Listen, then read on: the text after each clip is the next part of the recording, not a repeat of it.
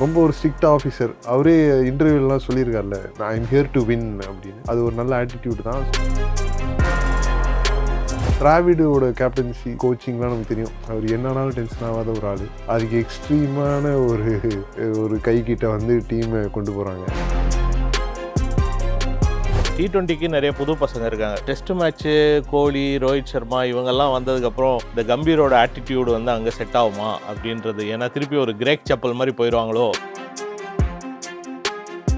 ருத்ராஜ் தொடர்ந்து ஆடி இருந்தார், அவர் ஆடல. ஆனால் சஞ்சு சாம்சன் பாவம், அவர் எப்போ பார்த்தாலும் ஓடிஐ வேர்ல்டு கப் வந்தால் அவர் ஓடிஐயில் எடுக்க மாட்டாங்க, T20 வேர்ல்டு கப் வந்தால் T20யில் எடுக்க மாட்டாங்க. இந்தியா வேர்ல்டு கப் வின் பண்ண ஸ்குவாட்லலாம் ஒரு மலையாளி ஒருத்தர் வந்து செட் ப்ராப்பர்ட்டி மாதிரி வச்சுக்கணுன்றதுக்காகவே ஹார்திக் பாண்டியாவை தான் கேப்டனாக போடுவாங்கன்னு நான் பார்த்துட்டு இருந்தேன். ஆனால் திடீர்னு அந்த கேட்ச் பிடிச்ச ஒரே காரணத்துக்காக சூரியகுமார் வந்து கேட்சையும் பிடிச்சாரு, கேப்டன்சியும் பிடிச்சிட்டாருன்னு நினைக்கிற சூரியகுமார் யாதவ். ஸ்ரீலங்கன் போலிங் எனக்கு ஸ்ட்ராங்காக தான் தோணுது. அசரங்கா இருக்காரு, ஷனக்கா இருக்காரு, அப்புறம் அந்த இவர் வெள்ளாலகேன்னு ஒருத்தர் இருந்தாரு, அவரும் நல்லா போலிங் போட்டாரு. பத்திரானா இருக்காங்க, தீக்ஷானா இருக்காங்க. நம்ம போலிங்கை கம்பேர் பண்ணால் அவங்க போலிங் ஏதோ ஸ்ட்ராங்குன்னு எனக்கு தோணுது.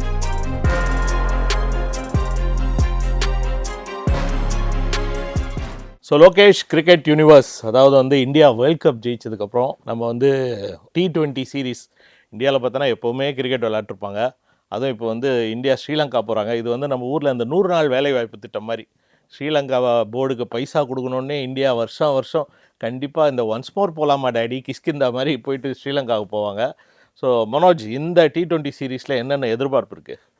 ரொம்ப ஒரு எக்ஸ்பெக்டட் சீரீஸ் தான். ஏன்னா மெயின் எக்ஸ்பெக்டேஷன் வந்து கம்பீர் ஓட தலைமையில் கோச்சிங், ஒரு புது கோச்சு, டிராவிட் ஒரு எரா முடிஞ்சு கம்பீர், அதுக்கு தான் எல்லாரும் காத்துட்ருக்காங்க. ஏன்னா அவர் ஆல்ரெடி ஒரு கோளாறான ஒரு ஆள்.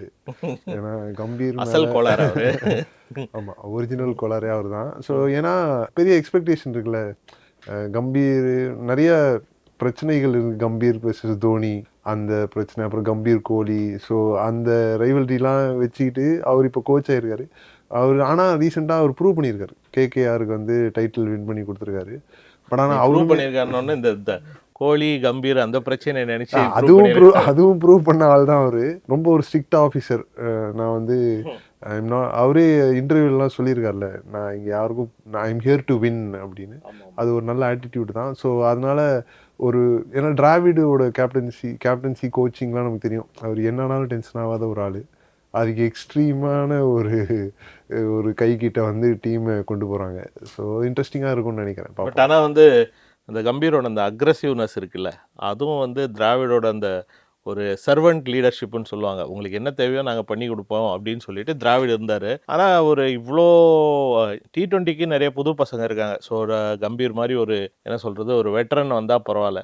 பட் ஆனால் இந்த டெஸ்ட் மேட்ச்சு கோலி, ரோஹித் சர்மா இவங்கெல்லாம் வந்ததுக்கப்புறம் இந்த கம்பீரோட ஆட்டிடியூடு வந்து அங்கே செட் ஆகுமா அப்படின்றது. ஏன்னா திருப்பி ஒரு கிரேக் சப்பல் மாதிரி போயிடுவாங்களோ, கிரேக் சப்பல் மாதிரி சப்பல்லே அடி வாங்க போகிறோமோ அப்படின்ற ஒரு விஷயம் வேறு பக்குன்னு இருக்குது அப்பப்போ. அவருக்கு ஒர்க் ஆகிருக்குல்ல, அது அவர் அக்ரெசிவாக இருந்தாலுமே அது ஒர்க் ஆகிருக்கு. அவர் கேகேஆருக்கு கேப்டனாக வந்து கோச்சாகவும் இருந்து, ஸோ அது ப்ரூவ் பண்ணியிருக்காரு. ஸோ அதனால் அது ஒரு நல்ல அப்ரோச்சாக தான் இருக்கும். வெயிட் பண்ணி தான் பார்க்கணும், இந்த சீரீஸில் தான் தெரியும். ஆமாம், ஆனால் இந்த சீரீஸில் பல விஷயங்கள்லாம் நடந்திருக்கு. என்னென்னா ஆரம்பத்தில் இது வந்து நீங்கள் சொன்ன மாதிரி ஒரு கம்பீர் எரா, அது கம்பீரமான எராவாக இருக்குமான்னு இனிமேல் தான் பார்க்கணும். அதுக்கப்புறம் செலெக்ஷனில் வேறு ஊரில் இருக்கிறவங்க எல்லாம் பயங்கர குளறுபடி பண்ணார். ருத்ராஜ் தொடர்ந்து ஆடி இருந்தார், அவர் ஆடல. ஆனால் சஞ்சு சாம்சன் பாவம், அவர் எப்போ பார்த்தாலும் ஓடிஐ வேர்ல்டு கப் வந்தால் அவர் ஓடிஐயில் எடுக்க மாட்டாங்க, T20 வேர்ல்டு கப் வந்தால் T20யில் எடுக்க மாட்டாங்க. ஸோ அவர் மாற்றி ஆடிட்டு இருப்பார்.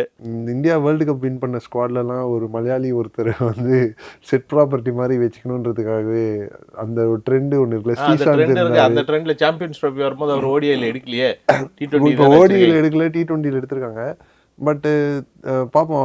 அவருமே வந்து ரொம்ப ரெகுலராக ஐபிஎல்ல ப்ரூவ் பண்ணிட்டு, ஆனால் பிரச்சனைனா சஞ்சு இன்டர்நேஷ்னலில் வந்தால் சொதப்பி விட்டுறாரு. ஸோ அந்த ஒரு செஞ்சுரி வேறு அடிச்சிருக்காரு அவர் ஓடிஐயில். ஜிம்பாப்வே கூட இந்த மாதிரி டீம், சவுத் ஆஃப்ரிக்கா கூட ஒரு செஞ்சுரி அடிச்சிருக்காரு. ஒரு கடைசி மேட்ச் தானே பார்க்கணும். ஸோ அந்த மேட்ச் இவர் அபிஷேக் சர்மா T20யில் செஞ்சுரி அடிச்சாரா, அவரையும் எடுக்கல. தெரியல, அபிஷேக் சர்மா எடுக்காதது ஒரு செலெக்ஷனில் எல்லாருமே கொஸ்டின் பண்ணாங்க, இது என்ன பண்ண போகிறாருன்னு. அதை விட முக்கியமாக நான் பார்க்குறதுன்னா ஹார்திக் பாண்டியாவை தான் கேப்டனாக போடுவாங்கன்னு நான் பார்த்துட்டு இருந்தேன். ஆனால் திடீர்னு அந்த கேட்ச் பிடிச்ச ஒரே காரணத்துக்காக சூரியகுமார் வந்து கேட்சியும் பிடிச்சாரு, கேப்டன்சியும் பிடிச்சிட்டாருன்னு நினைக்கிறேன் சூரியகுமார் யாதவ். சரி, இதெல்லாம் வந்து ரொம்ப நாளாக புகஞ்சிக்கிட்டு இருந்த விஷயம் தான். இன்னைக்கு நம்ம மேட்ச்சு, நாளைக்கு ஒரு மேட்ச் இருக்குது, இன்றைக்கி ஒரு மேட்ச் இருக்குது. ஸோ இன்றைக்கி மேட்ச்சில் என்ன, இப்போ ஸ்ரீலங்கா வேறு அவங்க ஸ்குவாடு தனியாக பாவமாக இருக்குது அவங்கள பார்த்தாலே. 3-0 இந்த சீரீஸை அடித்து துவம்சம் பண்ணிட்டு போகிறாங்களா, இல்லை வந்து ஏதாவது ஒரு மேட்சாவது ஸ்ரீலங்கா வந்து வின் பண்ணுவாங்களா? ஏன்னா என்னை பொறுத்த வரைக்கும் ஸ்ரீலங்கன் bowling எனக்கு ஸ்ட்ராங்காக தான் தோணுது. அசரங்கா இருக்காரு, ஷனக்கா இருக்காரு. ஷனக்காவுக்கு வந்து கணக்கா விக்கெட் எடுக்கிறதே விட்டார் இப்போ. அப்புறம் அந்த இவர் வெள்ளாலகேன்னு ஒருத்தர் இருந்தார், அவரும் நல்லா bowling போட்டார். நம்ம சிஎஸ்கேவின் செல்லை பிள்ளைகள் பத்திரானா இருக்காங்க, தீக்ஷானா இருக்காங்க. ஸோ நம்ம போலிங்கை கம்பேர் பண்ணால் அவங்க போலிங் ஏதோ ஸ்ட்ராங்குன்னு எனக்கு தோணுது. ஆமாம், பும்ரா வேறு ஸ்குவாடில் இல்லை நமக்கு. ஸோ அதனால பட் நம்ம bowling-ம் டீசெண்டாக தான் இருக்குது. சிராஜ் வேர்ல்டு கப் அவ்வளோவா ஆடல, ஸ்குவாடில் இருந்தார். 11ஸில் ஒரு ஆள் ஆட முடியல. பட்டு இதுதான் பும்ரா இல்லாதது ஒரு ஒரு ஒரு இதுவாக தான் இருக்கும், ஒரு டிஸ்அட்வான்டேஜ். பும்ரா வந்து ஒரு நேஷனல் ட்ரெஷர். அதுதான் வந்து ஒரு அடிக்கடி நாங்கள் யூஸ் பண்ண மாட்டோம், நாங்கள் ஒன்லி மெயின் எக்ஸாமுக்கு மட்டும் தான் அவரை கூப்பிட்டு வருவோம் அப்படின்னு சொல்லிட்டு இருக்காங்க. ஸோ இந்த இதில் பார்த்தீங்கன்னா நாளைக்கு மேட்ச்சில் எப்படியும் 11 வந்து ஃபிக்ஸட் தான். ஸோ சுப்மன் கில் வந்து அவர் ஆடுறாரோ ஆடலையோ, இவங்களா முடிவு பண்ணிட்டாங்க அடுத்த சூப்பர் ஸ்டார் சுப்மன் கில் தான் சொல்லிட்டு அவரை வைஸ் கேப்டன் ஆக்கி சுப்மன் கில், யசஸ்வி ஜெய்ஸ்வால், ரிஷப் பந்த், சூரியகுமார் யாதவ், தூபேவா இல்லை சஞ்சு சாம்சனான்னு தெரில, இல்லை ரிங்கு சிங்கான்னு தெரில, ஹார்திக் பாண்டியா. தூபேவும் இருப்பார், ரிங்கு சிங்கும் இருப்பாருன்னு தான் நினைக்கிறேன். ரிங்கு அப்போ ஹார்திக் பாண்டியா ஆடுவார். எப்படியும் 5 bowler வேணும்ல நமக்கு. பாண்டியா கண்டிப்பாக இருப்பார். பாண்டியா வெர்சஸ் தூபே ஒரு டிசிஷன் எடுப்பாங்கன்னு நினைக்கிறேன். பாண்டியா ஏன்பா கேப்டன்சியும் பிடிங்கிட்டு அவர் வீட்டில் வேற உட்கார கொந்தடிக்கும். இல்லை ரிங்கு வெர்சஸ் தூபே, பாண்டியா கண்டிப்பாக இருப்பேன். ஏன்னா ஆல்ரவுண்டர் ஆப்ஷன். ஏன்னா பவுலிங்கும் நமக்கு பும்ரா இல்லாததுனால கண்டிப்பாக பாண்டியா வைப்பாங்க. அப்புறம் அக்ஷர் பட்டேலும் கண்டிப்பாக ஆடுவார். ஜடேஜாவும் இல்லை, ஸோ அக்ஷர் பட்டேல் கண்டிப்பாக ஆடுவார். ஜடேஜாவும் ஆக்சுவலாக ரிட்டையர்மெண்ட் கொடுத்துட்டார்ல T20ல. 3 பேர் இல்லை, ஸோ அதனால் வந்து ஸோ இந்த சைடு அக்ஷர் பட்டேல் கண்டிப்பாக இருப்பார். வாஷிங்டன் சுந்தர் கண்டிப்பாக இருப்பாருன்னு நினைக்கிறேன். வாஷிங்டன் சுந்தரா இல்லை ரிங்குவான் தான் யோசிப்பாங்க. ஏன்னா போலிங் ஆப்ஷன் வச்சு தான் பார்ப்பேன். ஏன்னா ரிங்கு சிங் போலிங் கிடையாது.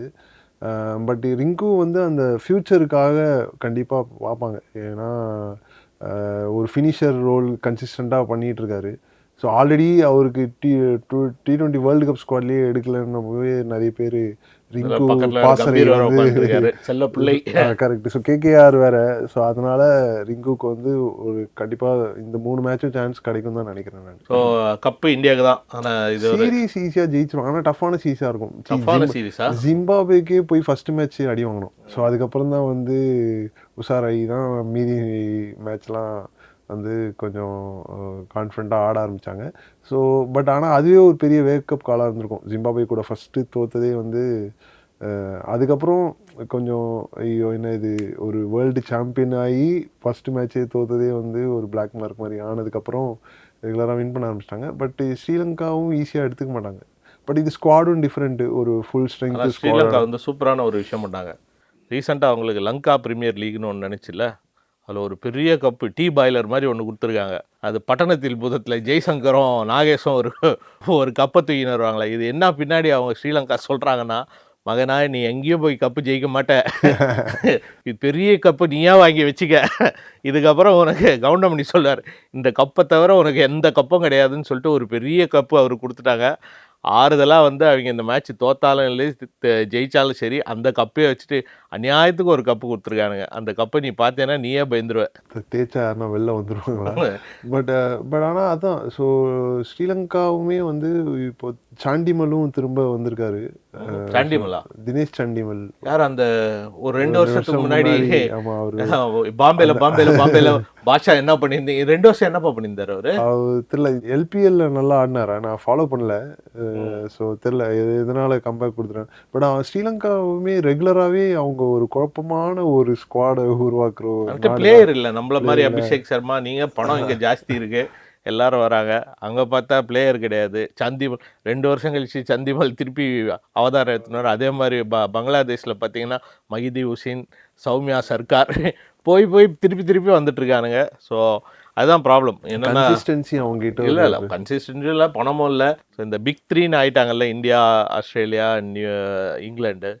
ஸோ இவங்ககிட்ட தான் வந்து பிளேயர்ஸ் இனிமேல் வந்துட்டுருக்காங்க. ஸோ அதனால் வந்து அவங்க பிளேயர் பூலை வந்து கொஞ்சம் பார்க்கணும். ஸோ நிறைய பேர் ஸ்குவாடில் ஆடுறாங்களா அப்படின்றது. ஸோ இந்த மாதிரி பழைய ஸ்ரீலங்கா 11 எப்படி இருக்கும்? லைக் நீங்க ஸ்ரீலங்கா 11 எனக்கு தெரிஞ்சு அந்த ஃபஸ்ட்டு பத்துன் நிசாங்கா, அதுக்கப்புறம் சண்டிமல் வந்து அவர் எப்படி ஆடியே ஆகணும், அப்புறம் அந்த அசலங்கா கேப்டனா அவர். ஸோ பேட்டிங் ஓரளவுக்கு எவனாவது ஒருத்தன் ஃபயர் பண்ணுவான்னு தான் நினைக்கிறேன். இவரு மெண்டிஸ் இருக்காரு, மெண்டிஸு, விக்கெட் கீப்பர் குஷால் மெண்டிஸ், அதுக்கப்புறம் அந்த திமுரா ஃபெர்னாண்டோவோ யாரோ ஒருத்தவொன்று வச்சுருக்காங்க. அப்புறம் ஏதோ ஒரு ஆல்ரவுண்டர் வெள்ளாகே, அவரும் பேட்டிங் ஆடுவார் போல இருக்கு. அசரங்கா அவர் கொஞ்சம் லோவர் ஆர்டர்ல ஆமாம். ஸோ பவுலிங் எனக்கு ஆல்ரவுண்டர். தெரிஞ்சு அவங்க யார் ஆடினாலும் ஒன்று தான், எல்லாம் ஓட்ட பேட்ஸ்மேன் தான் இருக்கிறாங்க. குஷால் பெரேராவும் இருக்காரு, அவரும் அந்த லெஃப்ட் ஹேண்டட். ஸோ ஸ்ரீலங்கா வந்து இந்த சீரிஸ் ஜெயசூர்யா சொல்லியிருக்காரு நாங்கள் ஈஸியாக இந்தியாவை அடிப்போன்னு. அவர் பேட்டிங் பண்ண டைமை நினச்சின்னு சொல்லிட்டு இருக்காரு. இப்போ ஜெயசூர்யா மலையாள பட ஹீரோ தான் நினச்சினுக்கிறாங்க பாரி பேர் ஜெயசூர்யான்னு. நாங்கள் கண்டிப்பாக இந்த முரளிதரன் வேறு சொல்லார், ஸ்ரீலங்காவில் அடிக்க இயலாதுன்னாரு. ஸோ அதே மாதிரி அந்த நினைப்புலேயே இருக்காங்க அவங்க பழையிலே டேஜாவூவில்.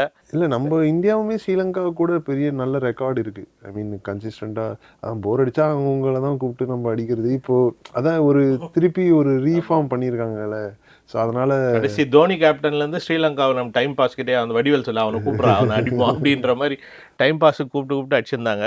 இப்போ கொஞ்ச நாளாக கொஞ்சம் கேப், எல்லாரையும் அடிக்கிறதுனால ஸ்ரீலங்காவை அடிக்கிறது நம்மளுக்கு இதுவாக இல்லை. ஸோ அதனால் மீண்டும் சரியான அடி உள்ளோன்னு நினைக்கிறேன். ஸோ நீங்கள் சொல்கிற மாதிரி ஏதாவது ஒரு ஸ்லிப் ஆச்சுன்னா 2-1 அப்படின்ற சீரீஸ் இருக்கும். மினிமம் 2-1 கண்டிப்பாக வந்துடும். பட் ஆனால் 3-0 தான் வாய்ப்பு. 3-0க்கு தான் பெரிய சான்ஸ். நானும் எதுவும் பெருசாக பேசல, ஏன்னா இது கேண்டில் நடக்குது மேட்ச்சு. ஸோ கண்டிஷன்ஸ்லாம் ஃபஸ்ட்டு 2 மேட்ச் பக்கத்தில் நடக்குது. நம்ம இந்த 2 மேட்ச் முடிச்சதுக்கப்புறம் பேசுவோம். அதுக்கப்புறம் அனலைஸ் பண்ணுறதுக்கு நிறைய விஷயங்கள் இருக்கும். கண்டிப்பாக. எனக்கு என்னன்னா பிளேயர்ஸோட கம்பீர் ரொம்ப முனைப்பாக இருப்பார், ப்ரூவ் பண்ணி ஆகணுங்கிறதுனால. ஸோ அவர் வந்து ஏதாவது டென்ஷன் ஆயிடுவார். அவர் ஸ்ரீலங்காவில் ரோட்டு கிரிக்கெட்லாம் போய் செக் பண்ண போகிறேன், இந்தியா ஆடினா ஜெயிங்கடா எல்லாரையுமே அந்த ரேஞ்சுக்கு சொல்கிறாரு. ஸோ எனிவே, பட் நம்ம ஒரு ஸ்ட்ராங் இந்தியன் கிரிக்கெட் ஃபேன்ஸாக நம்ம என்ன சொல்கிறோன்னா, ஒரு நியூ எரா, கம்பீர் எரா ஆரம்பிக்குது. ஸோ என்னதான் செலெக்ஷன் அது இது இருந்தாலும் நம்ம ஒரு இந்தியன் டீமை வந்து சப்போர்ட் பண்ணுற ஒரு ஃபேன்ஸாக, so we all support Indian cricket team. So 3-0 ஒரு டாமினன்ட் ஃபோர்ஸாக நம்மளுக்கு நிறைய சாம்பியன்ஸ் ட்ராஃபி அது இதெல்லாம் வருது.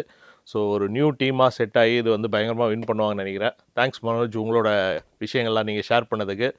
தேங்க்யூ. ஒரு நல்ல ஒரு சீரீஸ் எல்லாருக்கும் இருக்கும்னு நினைப்போம். தேங்க்யூ.